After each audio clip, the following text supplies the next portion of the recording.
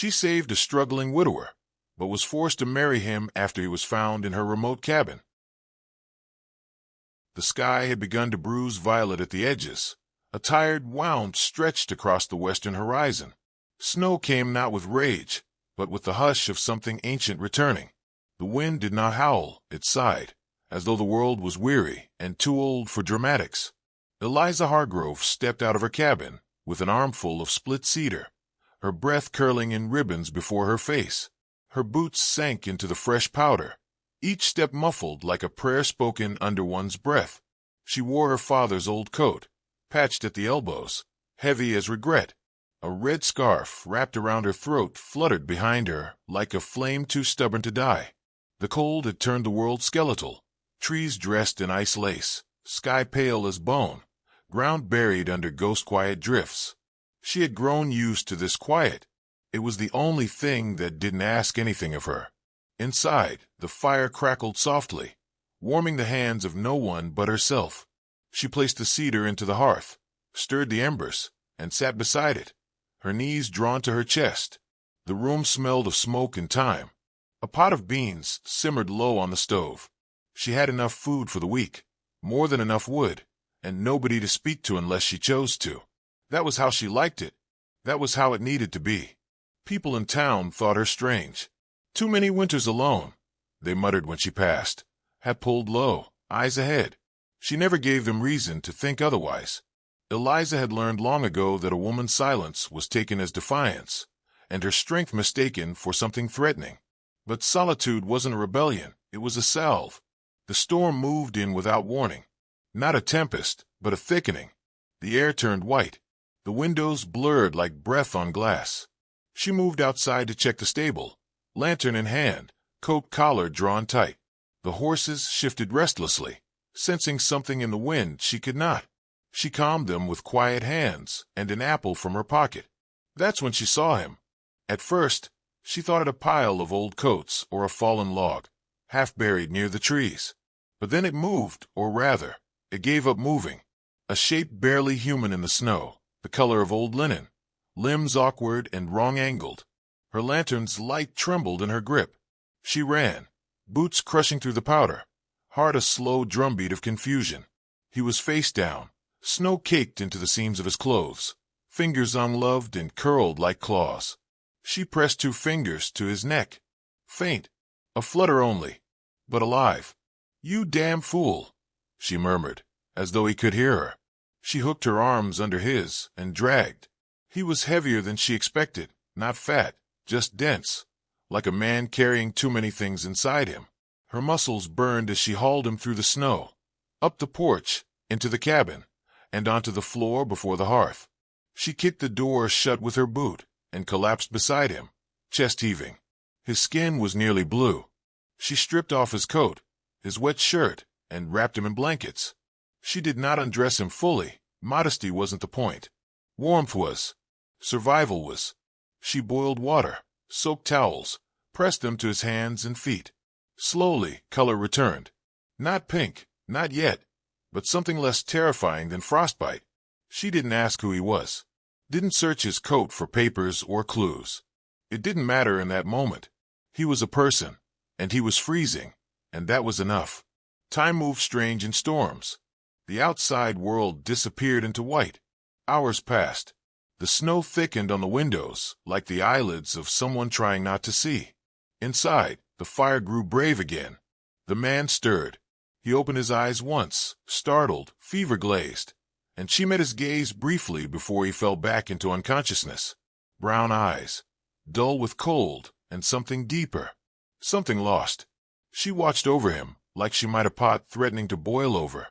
Alert, quiet, patient. She did not speak. There was no need to. The cabin, small as it was, had become a vessel for breath and waiting. By morning, he had not died. That was something. The blizzard screamed through the pines, sharp and mean, but inside the cabin, the warmth held. Eliza barely slept. She cleaned and stitched a gash on his scalp with thread meant for saddles. She changed the bandage, without touching more than she had to. He was still too cold, still too pale, but she felt the life in him now, restless, rebuilding.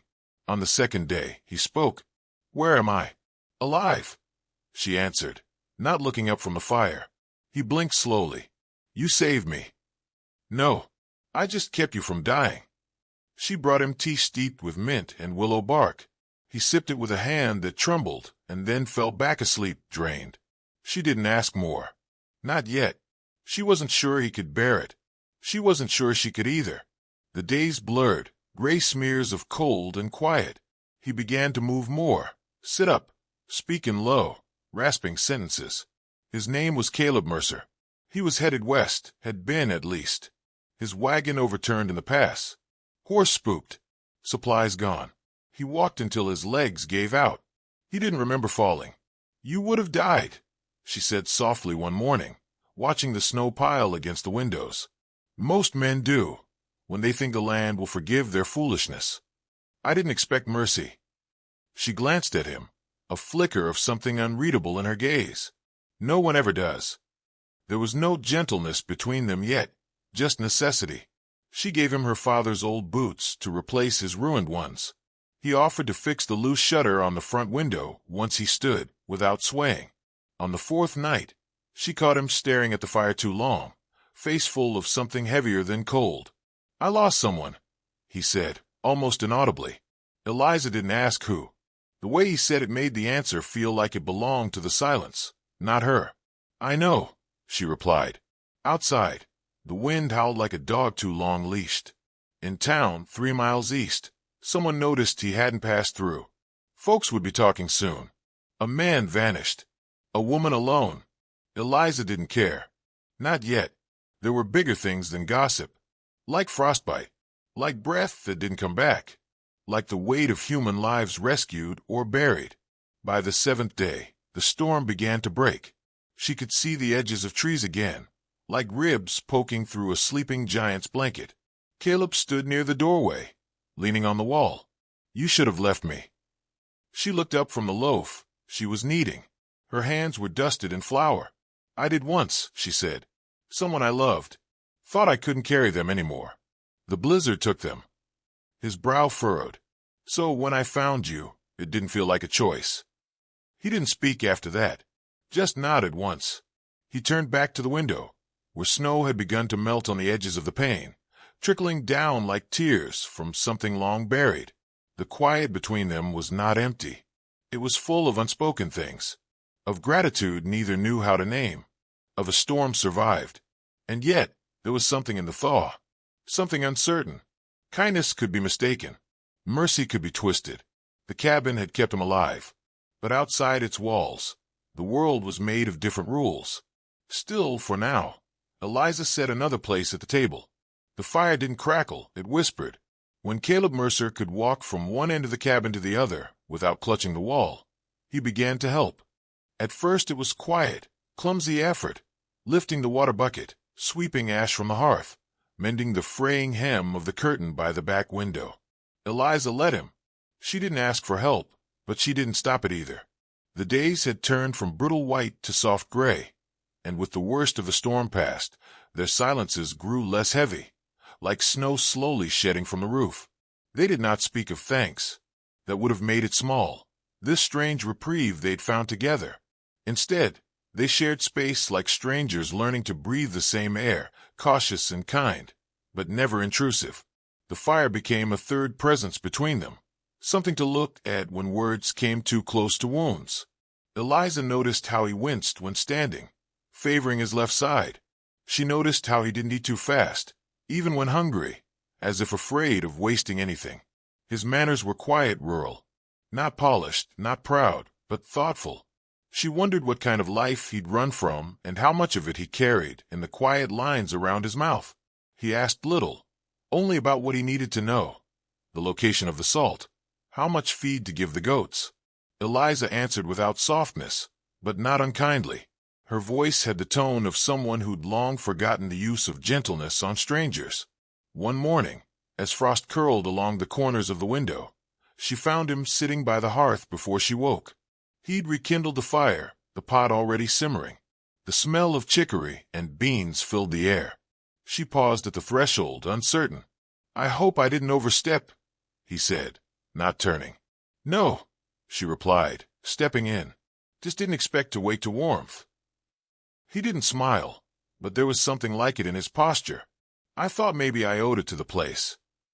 "You don't owe anything," she said, seating herself and reaching for the ladle. "It's not a debt." He looked at her then, eyes a deeper shade of brown in the firelight. "Feels like one." The morning passed with snow melting from the eaves, small streams trailing off the cabin like tear lines from old grief. Outside, the landscape looked less like a coffin and more like a map waiting to be read. But neither of them spoke of leaving. In town, someone would have noticed his absence. That knowledge hung between them, like smoke neither wanted to name. Eliza wasn't worried. Not yet. But she remembered how quickly kindness was questioned, especially when given by a woman alone.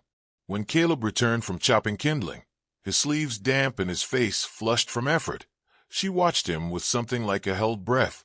"You're strong enough to move on soon," she said. He nodded slowly, setting the axe down with reverence. "I am." "Then what keeps you?" He looked down at his hands. They were calloused, nicked, but steady. "I don't know yet." She didn't press. There were things best discovered in silence.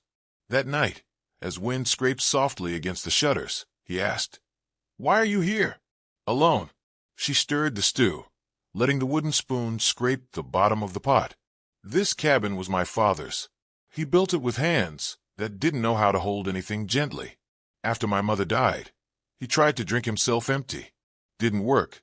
He left, didn't say goodbye. I stayed. And no one came looking. They came. They always come, curious or cruel. But I learned to say little. When you speak less, folks decide what they want to believe, and they stop asking." Caleb watched the fire. "They said the same about my wife." She looked at him then, truly looked. She was kind, quiet, some said cold, but she wasn't. She just didn't need to explain herself. After she died, they filled her silence with their own stories. I buried her, and still they talked. I left before they could finish writing the end for me, too. Eliza sat down across from him. Her chair creaked, the sound somehow intimate. "They think silence means guilt," she murmured. "It doesn't," he said. She studied the line of his jaw, the set of his shoulders. There was pain there, yes, but no bitterness. He carried his grief like a coat he refused to shed, not because he couldn't, but because the memory of warmth was better than nothing at all. Over the next few days, they settled into a rhythm neither spoke aloud. He fetched water while she mended old linens. He chopped wood while she boiled soap. They passed tools without asking. They shared bread without comment. It wasn't love. Not yet. But it was something safer than loneliness. One afternoon, Eliza walked into the barn and found Caleb repairing the latch on the door, humming a tune she didn't recognize. "That's an old song," she said. He looked up, half smiling. "My mother sang it when she was scared. Said music keeps the wolves away. Wolves don't care about music." "No," he agreed, "but fear listens." That evening, as dusk spilled across the hills like spilt ink, they sat together on the porch. The snow had begun to melt in earnest. The creek whispered beneath the ice, a soft promise that something lived below still. "Do you believe in second chances?" Caleb asked suddenly. Eliza didn't answer at first. She watched the sky, the way it held onto light even as it let go of color. "I believe in mercy," she said, "but I don't think it always looks like forgiveness." He nodded slowly, as if that answered something he hadn't known he was asking. The next morning, a knock came at the door. It wasn't loud, but it didn't have to be. In this country, knocks were rare and rarely kind. Eliza opened the door to find Ephraim Boone standing there, his coat too fine for the weather, his eyes squinting with suspicion. "Miss Hargrove," he said with a smile that never touched his eyes. "Word around town is you took in a stranger." Eliza stepped outside, shutting the door behind her. "I did." Boone tilted his head. "Man goes missing, we take notice. Found some tracks near the ridge. Same direction as your place." "I didn't ask for him to come," she said calmly. "But he came," Boone replied. "And he stayed." Eliza didn't flinch. "He nearly died. I kept him alive. That's all. Boone stepped closer. That's not how some folks see it. She met his gaze, steady as winter. Then they're not looking right. He left without threat, but with promise in his silence. She stood on the porch long after his boots disappeared into the white. When she finally turned back, Caleb was at the window, watching. "They'll come back," she said. "I know. I don't regret saving you. I wouldn't blame you if you did. I don't." That night, they sat by the fire again, but it didn't feel the same. The world outside had crept closer, pressing its weight against the door. "Will you leave?" she asked. He shook his head. "Not while there's something here I've not finished understanding." She didn't press. She only stirred the fire until the flames rose higher, lighting the room in gold. Outside, the wind had died, but it was not calm. It was waiting. The thaw came slow that year, as if winter refused to loosen its grip entirely.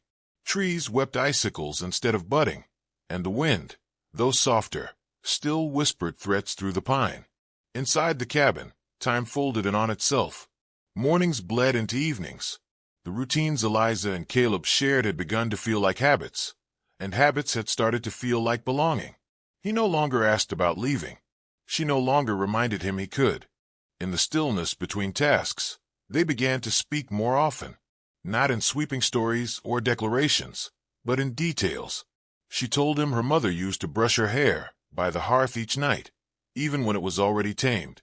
He shared that his father had died chasing gold in Colorado, and the only thing he left behind was a rusted pickaxe and a worn-out debt. Their truths passed back and forth like fire-warm stones, meant to comfort, not burn. Still, they did not touch. Still, they did not name what was growing between them. There was something sacred in the not yet. But outside the cabin, patience was running thin. On a Sunday, when the snow was more slush than frost, they heard them coming. Hooves and boots.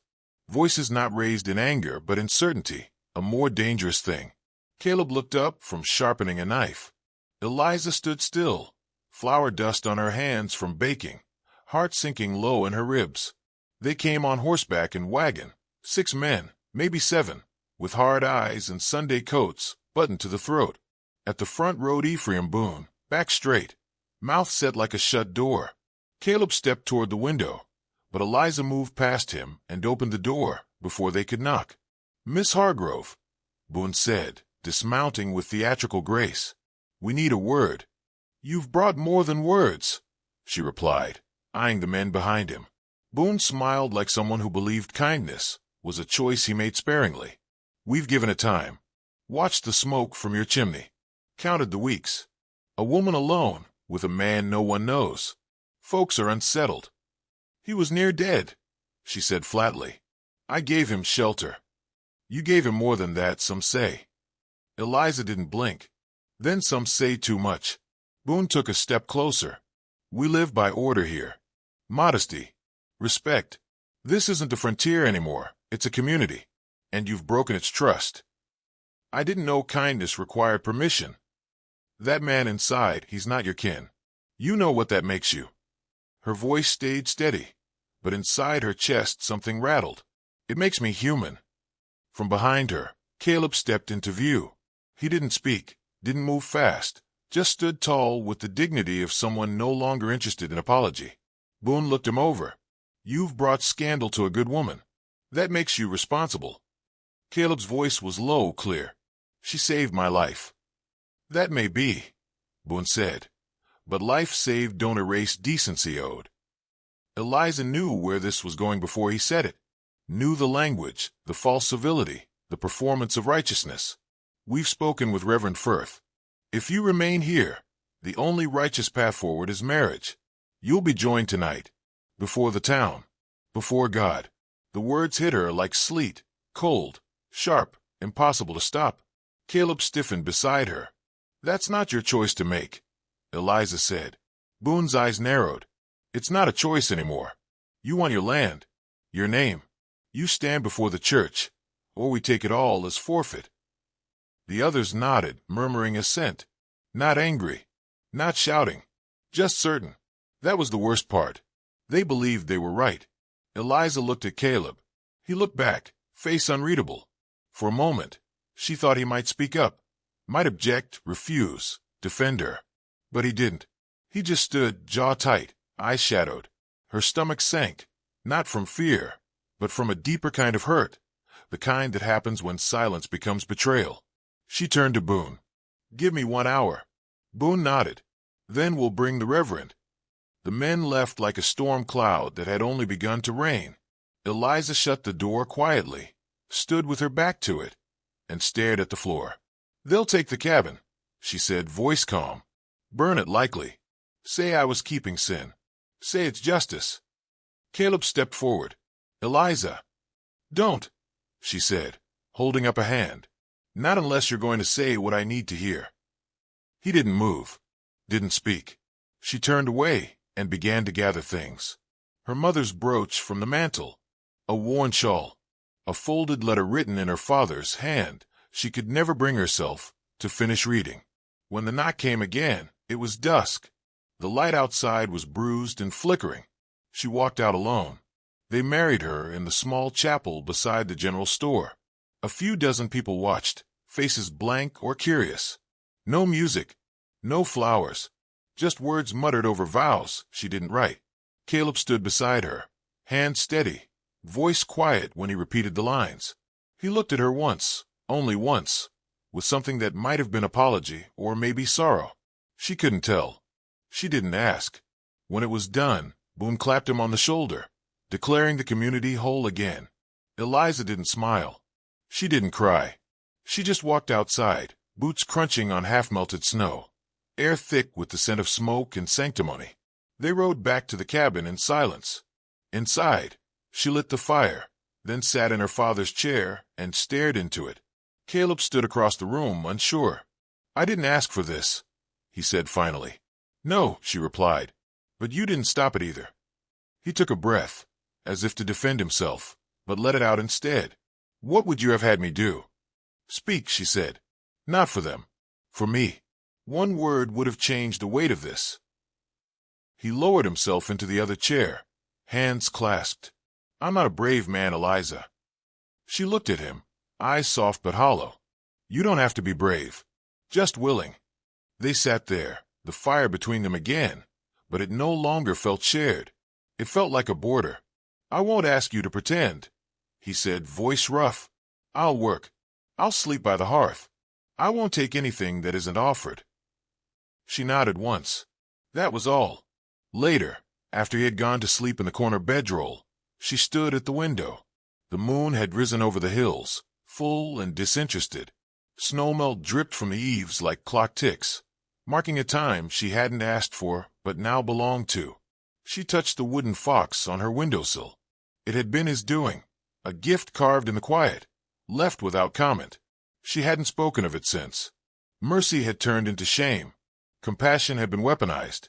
But something inside her, though bruised, still beat steady. She had survived worse than a name change. She had endured colder winters than this one. Still, she whispered to the night, as if it might carry her truth, somewhere it could grow wings. "I saved a man. They made me marry a stranger." From behind her, in the dark, Caleb's voice barely rose above the wind. "Then let me be a stranger who earned staying." She didn't answer, but she didn't leave the window either. Spring did not arrive all at once, but in shy pieces, a soft drip from the eaves, a darker tinge to the trees, the sound of water speaking again beneath the ice. The world uncurled slowly, cautiously, as if unsure it was safe to bloom. Eliza felt the same. After the wedding, she had not changed her habits. She still rose before dawn, still gathered eggs, hauled water, kneaded dough. Caleb did not interfere. He moved through the days with quiet deference, repairing what was broken, building what was missing.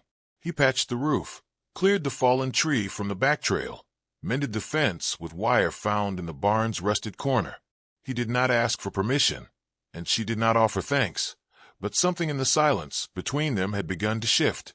They no longer sat with the fire between them like a wall. It had become a hearth again, neutral, familiar, warm. He took to cooking breakfast some mornings, his eggs rubbery but earnest, his coffee strong and bitter as doubt. She corrected neither. In the afternoons, They worked side by side. The soil was still hard, but they turned it anyway, preparing a garden not yet promised to grow.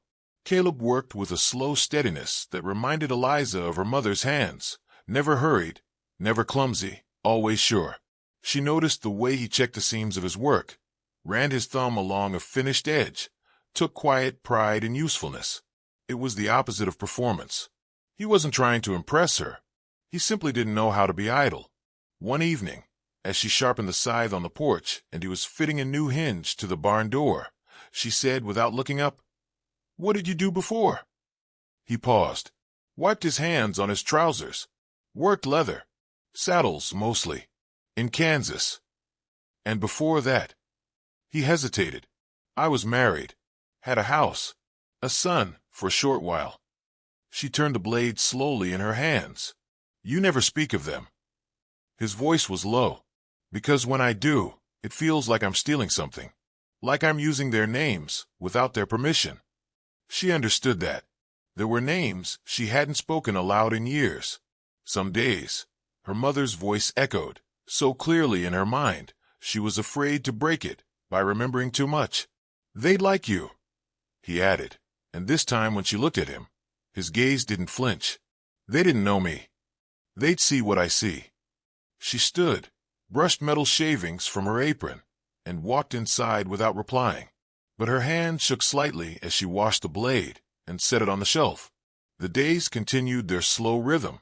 Rain came in fits. Birds returned. The world grew louder with color, but inside the cabin, everything remained tender, unspoken. Eliza didn't reach for him. He didn't presume closeness. But he left things, small things, in her path. A smooth stone polished in the creek. A repaired drawer she hadn't mentioned squeaked. A hand-carved button to replace one she'd lost. One night, she found a wooden fox sitting on her windowsill again, smaller than the last, this one with its head tilted, as if listening to something only it could hear. She didn't ask about it, but the next morning, she placed a spool of thread by his cup, the kind she noticed him favoring for stitching leather. A quiet trade, nothing spoken. It went on like this. Acts, not declarations. Presence, not demand. And slowly, like sap rising beneath bark, something grew. One morning, he laughed. Not just a smile or a chuckle, but a full, honest laugh.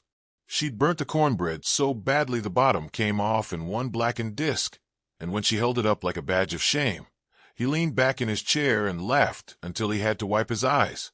She hadn't heard that sound in the cabin since she was a girl. It startled her more than any storm. "You shouldn't laugh," she said, hiding her smile with her hand. "It's either that or cry," he replied, "and I've cried more than enough for one life." Later, she caught herself humming while she swept the porch. Not her mother's song. Her own tune. Something new. The townspeople stayed away. Whether out of satisfaction or suspicion, Eliza didn't care. They passed on the trail now and then, offering nods and thin smiles, but they did not interfere. Perhaps they believed the matter settled. Perhaps they were waiting for something else to unravel. In either case, she gave them no reason to return. Still, the memory of the forced wedding pressed in on her at night. She could not erase it. The wrongness of it. The way the decision had been taken from her, like a dish passed around a table she hadn't been invited to. But she had not let it consume her. That, too, was a kind of defiance. Caleb never touched her unless she reached first. And at night, he slept near the fire still, despite the bed now large enough for two. She had never told him to stay there, nor to join her. He simply respected the space she'd carved out, and that respect became its own kind of intimacy. One evening, she sat beside him as he polished a belt strap. Her hand brushed his, intentional and soft. He looked at her, searching for something in her face. She didn't speak. Neither did he. But they remained there, side by side, hands almost touching. It wasn't passion. It wasn't drama. It was something truer than either. A deep recognition. The relief of being seen without being claimed. A few days later, she stood at the edge of the garden as he planted the first row of beans. She watched him press each seed into the soil with deliberate care. "I've never planted anything before," he said, glancing up. "You're doing fine." I don't know if they'll grow. They don't need your certainty, she said. Only your patience. He smiled. Like people then. She looked away before her smile could betray her. That night, she set 2 cups on the table and filled them both with whiskey. He sat across from her, and they drank in silence. No toast, no stories, just the sound of fire and the weight of shared stillness. When the lamp was low and the shadows long, he finally spoke. Do you still wish I'd walked past your cabin? She turned the cup in her hands. Sometimes, when I remember what they did, when I think of the price of mercy. He nodded, accepting the truth without protest. But then I see the way you repair what you didn't break, she continued. And I think maybe some things are worth their weight. I want to stay, he said. I know, she replied. He stood, then hesitated. And if I said I care for you, not from obligation, but for who you are? She met his eyes. Then I'd say you're a fool for taking this long. They both smiled, soft and quiet, as if afraid too much sound might scare the moment away. Outside, the first crocus bloomed beneath a tree not yet green. Roots had taken hold, slow and unseen. Life had returned, not as a triumph, but as a promise. Neither of them said the word love. They didn't have to. The sun rose earlier now, slipping through the trees, with golden fingers, that warmed the roof before the hearth. The snow had given way to mud, and the creek behind the cabin ran swift and full, speaking in soft, endless syllables. Each morning brought with it the scent of damp earth and possibility. But not all things that thawed softened. Some returned harder, sharper. Eliza moved through her chores with practiced calm, but something coiled beneath her skin. A tension she couldn't name. Caleb felt it too. He had grown quieter these past few days, not distant, but alert, watching the horizon more often than the fire, listening for more than birdsong, as if he sensed the world preparing to knock again. When the letter came, it was folded neat and pinned under a stone by the front door. No stamp, no messenger seen, just the sharp script of Reverend Firth across a single page. A meeting has been called. Sunday. Town Hall. Concerns remain. Your attendance is expected. No signature. No pleasantries. Just summons disguised as invitation. Caleb stood behind her as she read it. He didn't reach for the letter. Didn't ask. He only said, "They want to reclaim their story." She folded it slowly, placed it on the table without looking at him. They never forgave me for deciding anything without their approval. They dressed it up as decency, but it was always control. She didn't speak for a long moment. Then quietly, "Are you afraid?" "Yes," he said, "but not of them." That night, they sat by the fire long after the flames turned to coals. She leaned into the curve of his arm, her head resting on his shoulder. His hand rested over hers, not possessive, only present. "They'll try to strip the truth," she whispered. "Then we don't let them." The next morning, she wore her mother's shawl, dark green with delicate embroidery. Caleb wore the same shirt he had worn the day they married, the one with mended seams and sleeves rolled high. They arrived on foot, heads high, boots caked in mud that refused to dry. The town hall was full. Faces turned toward them, most unreadable. A few tight-lipped, a few openly wary. Reverend Firth stood at the front, hands folded like a man at prayer, though his eyes flickered with calculation. Boone sat beside him, spine straight, jaw tight. Martha Coe was near the door, eyes downcast, her daughter clinging to her skirt. The room held its breath. Reverend Firth raised his voice. "Eliza Hargrove, Caleb Mercer, you've been called here not to be judged, but to restore unity to this town." A murmur followed, uncertain and low. "You entered a union under strained conditions. Many feel it was unconventional. Some question the sincerity of the vows taken. You've chosen isolation, refused participation in community worship, avoided public gatherings. This causes unrest." Eliza took one step forward.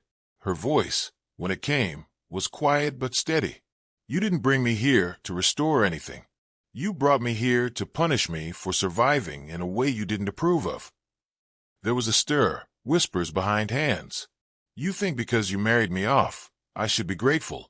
Because I didn't run, I must agree. But mercy isn't sin. And silence isn't guilt. Boone stood. You brought scandal, Eliza. You forced our hand. No, she said, eyes blazing. You forced mine. The words hung in the room, like smoke after a shot. Caleb stepped forward then, not beside her, but slightly behind, close enough to show loyalty, far enough to let her lead. He met the eyes of the crowd. I arrived half dead. She saved me. Not because she wanted anything. Not for love. Not for credit. Because she wouldn't leave a man to die. You turned that into shame. Into a stain you now want her to wear. Boone scoffed. You think we're the villains? Caleb's gaze never wavered. You think she's the sin you need to scrub away. The Reverend raised a hand. Let us not descend into blame. We are here for peace. Eliza turned on him. Peace you define. Terms you set. You dressed me in a name I didn't choose. Forced vows from lips you shamed silent, and called it righteousness. But I remember every face that looked away when I was dragged from my porch like a criminal. I remember who clapped when the Reverend spoke the words. I remember. A hush fell again, one that rang louder than any shout.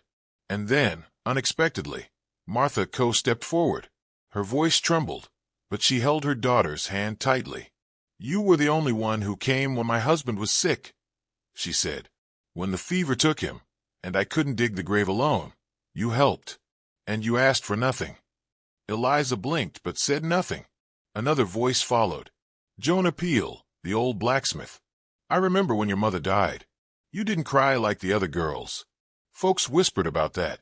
But you lit the lanterns around town, so no one else would walk in dark that night. More murmurs. Conflicted, tangled. Boone stepped forward, jaw tight with disbelief. Are we really going to let emotion outweigh order?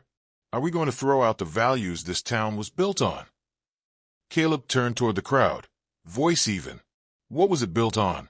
Fear? Control? Because I thought it was grit. Mercy? Forgiveness? If not, you're just settlers with pitchforks and prayer books. A beat. Then another. Reverend Firth cleared his throat. This is getting far afield. No, Eliza said, her voice rising now. This is exactly where it should go. You came to judge, but you forgot one thing. When you put a woman in a corner, she doesn't disappear. She roots. She grows sharp. She stepped forward, facing them all. You made me a wife in name. I made myself a home. You thought I'd bend. I built a garden. Boone turned, disgust curling his lip. She's turned you all to fools. No, Martha said softly. She's reminded us we were already cowards. For a long moment, the room held the weight of unspoken reckonings. Then slowly, Jonah stepped back. Another man followed. Even the Reverend dropped his eyes. Boone stared, fury climbing his throat. But the crowd had already begun to move, pulling away, dispersing like mist under sun. Not a riot, not a revolution, but a refusal. Eliza turned to Caleb. He gave the smallest of nods. They walked out, not hurried, not boastful, just steady. Together. Outside, the sky was clear. The path back home long but open. When they reached the cabin, Eliza stood for a while before the garden bed, the rose still waiting to be planted. She knelt and pressed her fingers into the earth, turned the soil gently. Caleb watched her, not speaking. She looked up at him finally. They wanted to strip everything I was, but they gave me something instead. What's that? Proof. Of what? That I was never theirs to claim. He stepped forward, knelt beside her. Together, they pressed seeds into the dirt, row by row. By evening, the wind had turned warm. Birds sang their evening songs. Inside, the fire danced not out of duty, but joy. Caleb reached for her hand as they sat by the hearth. No more strangers, he said. No more. And outside, beneath the soft moonlight, the first shoots began to rise, tender, brave, and unafraid.